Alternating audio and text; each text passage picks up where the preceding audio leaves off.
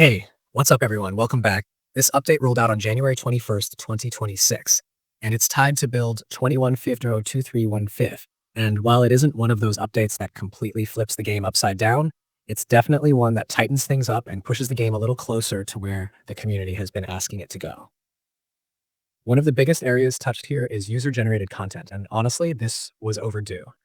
The devs have now added proper blocking and reporting tools for paint schemes, which might not sound exciting on the surface, but if you've spent any amount of time browsing shared designs, you already know why this matters. Being able to block specific schemes you don't want to see and report ones that cross the line makes the whole ecosystem cleaner and more enjoyable. It also shows that they're paying attention to moderation rather than just letting things run wild. What's interesting is that this update also hints pretty clearly that shape sharing support is coming later. So this feels like the foundation being laid rather than the final step, and that's a good sign if you're big on customization. Another major addition in this patch is Portland International Raceway, which is now available in quick race and online modes.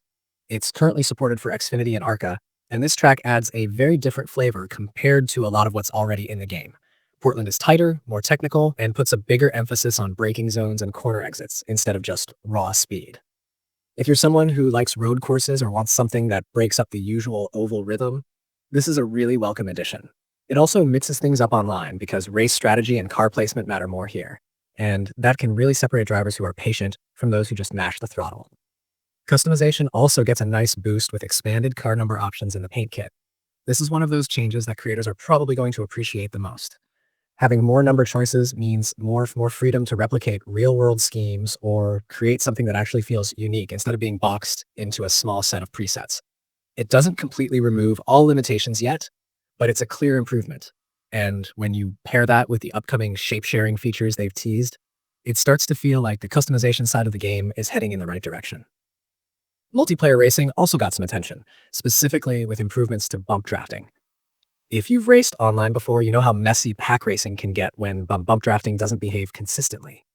This update aims to smooth that out, making drafting interactions feel more predictable and less glitchy. In practice, this should mean fewer weird speed drops, less random instability when you make contact, and more confidence when you're pushing another car or being pushed yourself. It won't magically fix every online race, but anything that improves pack behavior is a win, especially for superspeedway style racing. Sonoma Raceway was also touched up in this patch, with updates tied to its recent real-world rebuild. That includes surface and visual adjustments, which help the track feel more accurate and modern. These kinds of updates might not jump out immediately if you're just running a quick race, but over time, they add to the overall authenticity of the game.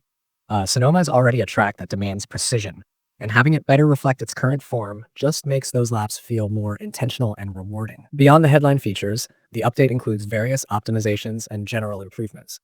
That usually means performance tweaks, stability fixes, and under-the-hood adjustments that don't get flashy descriptions, but still matter a lot. These are the kinds of changes that make menus feel snappier, reduce weird bugs, and help races run more smoothly across different platforms. You might not be able to point to one specific thing and say, that's new, but after a few sessions, the game just feels more solid. Overall, this update feels like a quality-focused step rather than a massive content drop. And that's not a bad thing. It strengthens customization, improves multiplayer behavior, adds a fresh track, and polishes existing content, all while setting the stage for bigger features down the line. If you're someone who plays casually, you'll notice the improvements in how things feel. If you're deep into online racing or creating and sharing designs, this patch probably means even more to you. Either way, it's the kind of update that shows steady progress, and those tend to matter more in the long run than one-off splashy additions.